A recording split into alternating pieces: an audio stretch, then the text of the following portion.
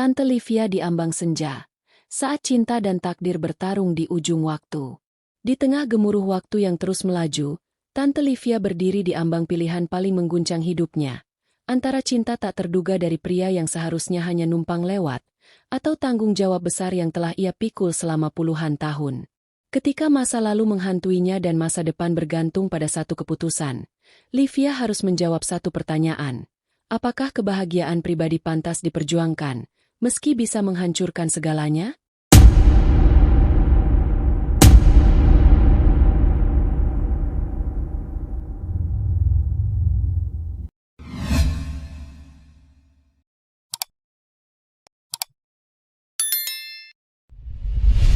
Hai, para penikmat celoteh penuh rasa. Selamat datang di Celoteh Tante, tempat di mana kisah-kisah hidup, cinta, dan pilihan-pilihan pelik dibalut dalam cerita yang mengaduk perasaan. Duduk yang manis, siapkan hati. Karena kali ini Tante bakal ajak kamu masuk ke dalam kisah yang gak biasa. Pernahkah kamu berdiri di persimpangan yang tak bisa kau tinggalkan, di mana satu langkah ke kanan bisa memberimu cinta, tapi satu langkah ke kiri menyelamatkan dunia yang kau bangun sendiri? Malam ini, Tante bawakan sebuah cerita tentang seorang wanita kuat, Tante Livia. Seorang perempuan yang tampak tegar di luar, tapi diam-diam menyimpan badai di dalam. Inilah kisahnya, Tante Livia di ambang senja, saat cinta dan takdir bertarung di ujung waktu. Siap-siap terbawa suasana. Karena ini bukan sekadar kisah cinta biasa. Senja itu jatuh perlahan di langit Jakarta, menyapukan semburat jingga ke dinding-dinding apartemen yang diam dalam keletihan.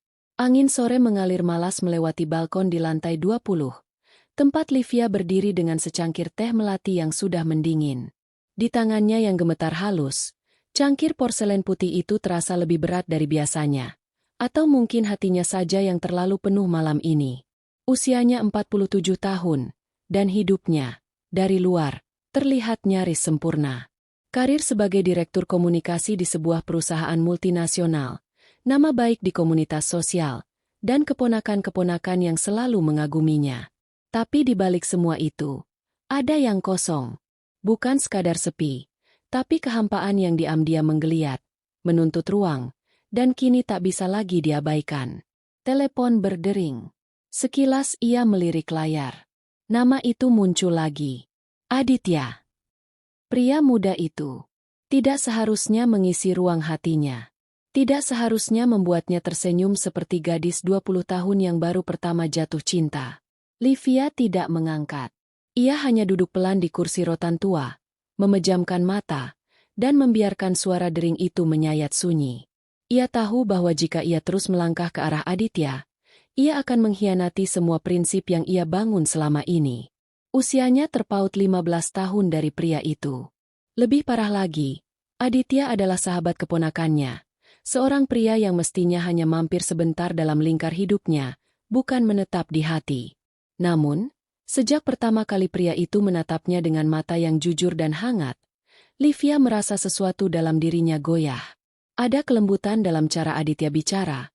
Ada keberanian dalam cara ia mencintai, yang selama ini tak pernah ia temukan di pria sebayanya. Dan yang paling membuatnya takut, Livia merasa hidup kembali. Tapi hidup bukan hanya tentang rasa. Ada tanggung jawab yang lebih besar dari sekadar degup jantung dan desir angin di kulit. Livia adalah tulang punggung keluarga. Ibunya yang sakit, keponakan-keponakan yang ia besarkan sejak adiknya meninggal, semua menggantung padanya. Cintanya pada Aditya terasa seperti kemewahan yang tidak pantas ia miliki. Langit makin gelap. Cahaya senja terakhir menyentuh wajahnya, memantulkan jejak air mata yang tak sempat ia usap. Kalau aku memilih dia, siapa yang akan kutinggalkan? Pertanyaan itu mengambang di udara, menggantung seperti bayangan malam yang menanti jawabannya. Livia meneguk teh yang sudah hambar. Dingin. Sama seperti kenyataan yang akan segera ia hadapi. Livia menatap langit yang kini sepenuhnya kelabu, dan dalam sekejap, hujan turun seperti tanpa aba-aba, deras, penuh beban, dan seolah tahu isi hatinya yang mulai remuk.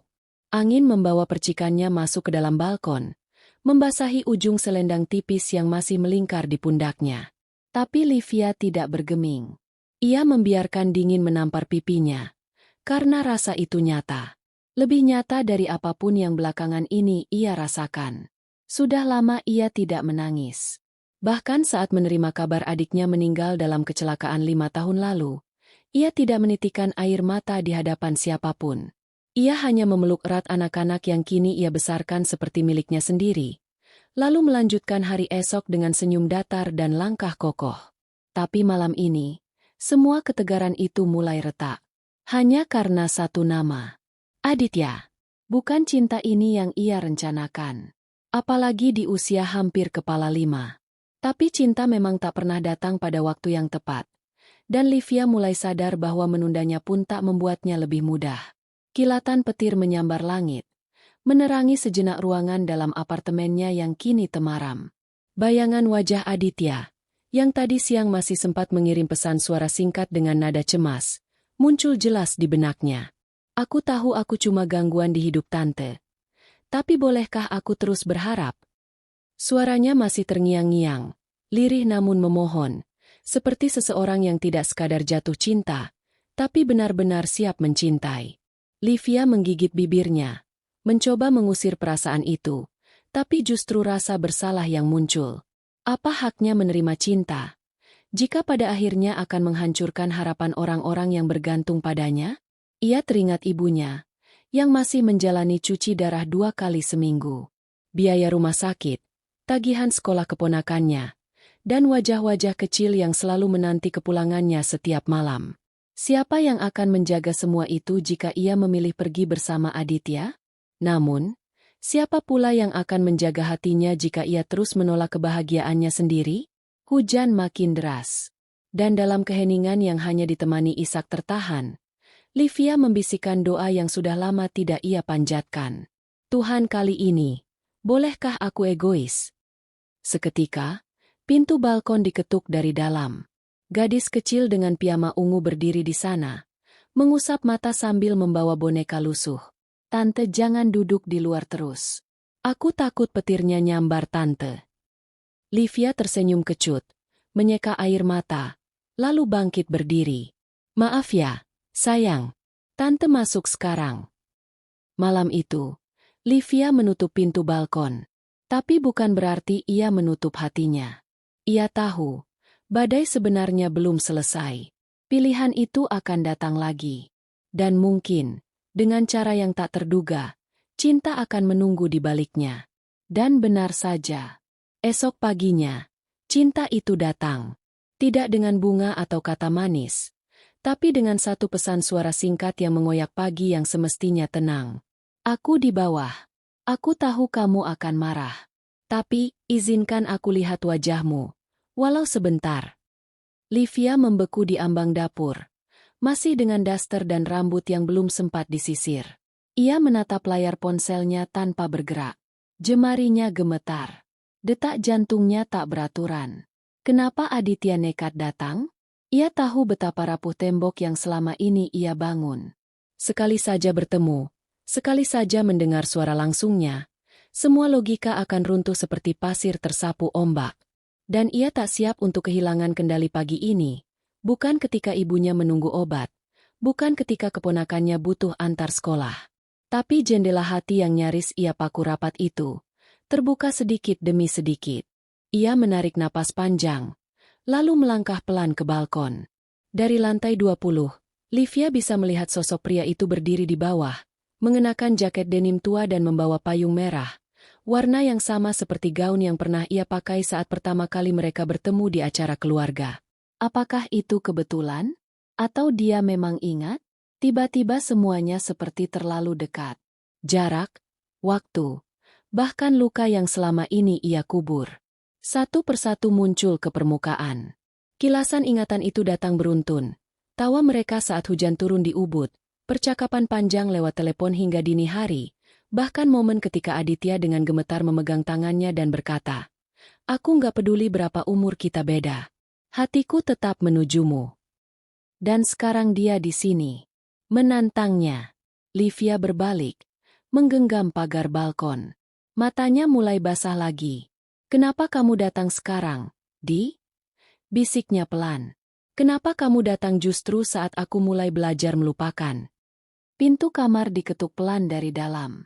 Suara ibunya terdengar serak. Livia, kamu bisa ambilkan obat mama? Lutut mama ngilu lagi. Dada Livia berdesir. Itu kenyataan yang tak bisa ia tinggalkan. Ia menoleh ke dalam, lalu kembali melirik ke bawah. Tapi Aditya sudah tidak ada. Payung merah itu masih tertinggal. Terbuka. Berdiri sendiri di bawah rintik hujan yang mulai turun pelan-pelan lagi. Seperti hati Livia. Terbuka, namun ditinggalkan. Ia menutup mata, menahan air mata yang sudah diambang jatuh. Mungkin cinta memang tidak selalu datang untuk menetap. Gumamnya. Kadang ia hanya mampir, untuk menguji sejauh mana kita bisa bertahan. Tapi berapa lama hati bisa bertahan? Jika yang ditahan adalah rindu yang tak diberi ruang bernapas? Sejak pagi itu, bayangan Aditya tidak pernah benar-benar pergi. Setiap sudut apartemen terasa seperti menyimpan jejaknya. Tawa kecilnya yang renyah, cara ia menyeduh kopi terlalu manis, bahkan aroma parfum kayu yang tertinggal samar di kerah mantel yang pernah dipinjam Livia saat mereka pulang hujan-hujanan di Bandung. Dan payung merah itu, kini bersandar di pojok pintu balkon, tak tersentuh, tapi seolah terus menatapnya diam-diam. Ia tidak tega membuangnya, tapi tak cukup berani untuk menyimpannya. Hari-hari berjalan seperti biasa, atau setidaknya Livia berusaha membuatnya tampak biasa.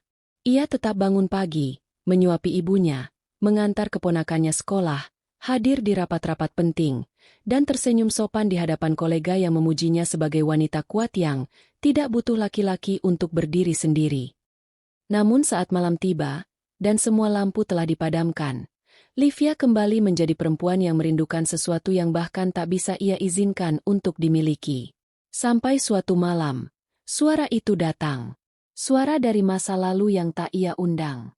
Dari ponsel, tepat saat ia hendak tidur, muncul nama yang telah ia hapus. Tapi tidak pernah benar-benar hilang. Aditya, pesan suara baru. Jantungnya seperti disambar. Ia tahu ia bisa memilih untuk tidak mendengarnya. Tapi tahu pula, kalau ia tak memutar pesan itu malam ini, ia tak akan bisa tidur. Ia menekan tombol putar. Aku tahu aku salah. Aku datang terlalu cepat. Dan mungkin juga terlalu nekat. Tapi aku nggak bisa pura-pura biasa. Payung itu. Aku tinggalin karena aku nggak tahu cara ninggalin kamu. Aku takut kalau aku ketuk pintu, kamu bakal benci aku. Tapi sekarang aku sadar, lebih baik kamu benci aku karena jujur, daripada aku hilang dan kamu kira aku nggak sungguh-sungguh. Aku nggak minta kamu pilih aku sekarang. Aku cuma mau kamu tahu, aku masih di sini, masih menunggumu. Livia menutup wajahnya dengan tangan. Bahunya bergetar. Tangisnya pecah. Selama ini ia merasa tak pantas dicintai dengan cara seperti itu. Tapi mungkin justru karena selama ini ia memikul terlalu banyak, ia lupa bahwa hatinya juga punya hak untuk diperjuangkan. Keesokan harinya, ia bangun lebih awal. Untuk pertama kalinya dalam waktu lama, ia memilih baju bukan karena fungsinya, tapi karena rasanya. Ia menyisir rambutnya dengan rapi, menatap cermin, dan melihat seseorang yang selama ini ia sembunyikan, dirinya sendiri. Saat keluar kamar, ibunya memandang dengan alis terangkat. Ada yang istimewa hari ini? Livia tersenyum, lirih namun pasti. Mungkin, ada yang istimewa yang akhirnya aku izinkan masuk. Payung merah itu kini tidak lagi bersandar di pojok. Ia membawanya keluar, bukan untuk dikembalikan, tapi mungkin untuk dipakai menjemput sesuatu yang selama ini ia tolak, kesempatan kedua. Namun, siapa sangka, kesempatan yang ditunda terlalu lama, bisa berubah menjadi perpisahan tanpa aba-aba. Livia berdiri di depan kedai kopi kecil di pojok Tebet, tempat pertama kali ia dan Aditya bertukar pandangan bukan sebagai tante dan teman keponakan, tapi sebagai dua manusia yang saling mengerti tanpa banyak kata. Hari ini, ia datang dengan niat yang berbeda. Bukan untuk menghindar, tapi untuk menyambut. Ia membawa payung merah itu, kini bersih dan utuh setelah ia lep perlahan semalam. Tangannya gemetar, bukan karena dingin, Tapi karena jantungnya memukul dinding dadanya terlalu keras. Tapi Aditya tak ada di sana. Ia duduk, menunggu. 1 jam, 2 jam. Hingga akhirnya pelayan muda di kafe itu menghampiri dan berkata, "Tante Livia, ya?" Livia tertegun. "Kamu kenal saya?" Pelayan itu tersenyum gugup, lalu menyerahkan amplop kecil berwarna krem. "Mas Aditya titip ini 3 hari lalu. Katanya kalau tante datang dan nanya dia, tolong dikasih." 3 hari lalu? Livia buru-buru membuka amplop itu, dan dari dalamnya tergelincir secari kertas yang ditulis tangan. Tulisan yang ia kenal, tegak, tegas, tapi ada goyangan kecil di akhir huruf. Tanda Aditya menulisnya dalam emosi. "Livia, aku belajar menerima bahwa mungkin cinta juga butuh waktu yang tepat, bukan hanya perasaan yang kuat. Aku pergi sementara. Ada urusan keluarga di Jogja yang harus aku tangani, dan aku pikir, kamu juga butuh waktu tanpa tekanan dari aku. Tapi kalau kamu datang dan menemukan surat ini, itu berarti kamu masih menyimpan kita. Aku akan kembali. Tapi jika pada saat itu kamu sudah memilih jalan lain, aku akan mengerti." Aditya. Tangannya bergetar hebat. Surat itu mengambang di udara sebelum jatuh perlahan ke atas meja. Ia mengusap wajahnya, perih karena terlalu banyak harapan yang mengendap. Ia terlambat. Untuk pertama kalinya, ketika ia memilih hatinya, dunia memilih untuk tidak menunggu. Tante Livia pulang dengan langkah lelah. Payung merah itu kembali ia genggam. Kali ini tanpa arah. Langit kembali gelap, seperti senja pertama saat semuanya dimulai. Tapi kali ini, bukan karena cinta yang baru muncul, melainkan karena kehilangan yang belum sempat digenggam. Malam itu, ia duduk di tempat yang sama di balkon, menggenggam cangkir teh yang tak pernah ia habiskan. Di bawah cahaya lampu kota, Livia bukan lagi wanita yang tegar. Ia hanya wanita yang sempat berharap, sempat mencoba, tapi semesta memintanya lebih sabar. Mungkin bukan kali ini. Tapi kalau memang cinta itu benar, ia akan menemukan jalannya pulang, gumamnya pelan. Dan ia percaya, bahkan badai paling panjang pun suatu saat akan reda. Tapi tak ada yang memberitahunya bahwa badai bisa datang 2 kali. Dan yang kedua, bisa menghantam lebih keras dari yang pertama. 3 bulan berlalu sejak surat itu ia baca. Payung merah masih tergantung di belakang pintu. Tak pernah ia bawa lagi keluar rumah. Bukan karena ia menyerah, tapi karena ia terlalu takut berharap. Aditya tidak pernah menghubunginya lagi. Tidak ada kabar, tidak ada tanda, tidak ada jejak digital apapun. Seolah lelaki itu larut bersama waktu, meninggalkan Livia pada batas antara keyakinan dan kenyataan. Hingga suatu pagi, telepon rumah berdering. Sebuah suara yang tidak dikenalnya. Lelaki, tenang, formal. Apakah ini keluarga dari Bapak Aditya Rahman? Livia menggenggam gagang telepon terlalu erat. Suaranya tercekat. Saya temannya. Kenapa?" "Maaf, Bu. Aditya mengalami kecelakaan 3 hari lalu saat perjalanan pulang dari Jogja. Kami temukan catatan dengan nomor ini di dompetnya. Sekarang beliau masih dirawat di ICU RS Sarjito." Waktu berhenti. Livia tak ingat bagaimana ia bisa sampai ke bandara, atau siapa yang mengemudikan mobil ke Yogyakarta. Ia hanya tahu satu hal. Kali ini, ia tidak akan terlambat. Aditya terbaring di ranjang rumah sakit, tubuhnya lemah, wajahnya pucat, tapi senyumnya muncul samar saat melihat Livia berdiri di sisi tempat tidurnya. Dengan suara yang nyaris tak terdengar, ia berkata, "Aku kira, kamu sudah benar-benar menutup pintumu." Livia menggenggam tangannya, erat, seolah ingin menggantikan semua waktu yang hilang. "Aku sempat menutupnya, tapi ternyata, kamu masih punya kunci." Air mata jatuh tanpa malu. Kali ini ia tidak menahan. Tidak pura-pura kuat. Tidak berpura-pura baik-baik saja. Karena di hadapannya ada lelaki yang ia tolak bukan karena tak cinta, tapi karena terlalu takut kehilangan segalanya. Padahal, dalam menolaknya, Livia justru kehilangan dirinya sendiri. Hari itu, di ruang putih yang sunyi, Livia memilih. Bukan lagi antara tanggung jawab atau cinta, tapi antara hidup yang terus berputar di luar kendali, dan keberanian untuk menyentuh sedikit kebahagiaan, meski dengan luka di dada.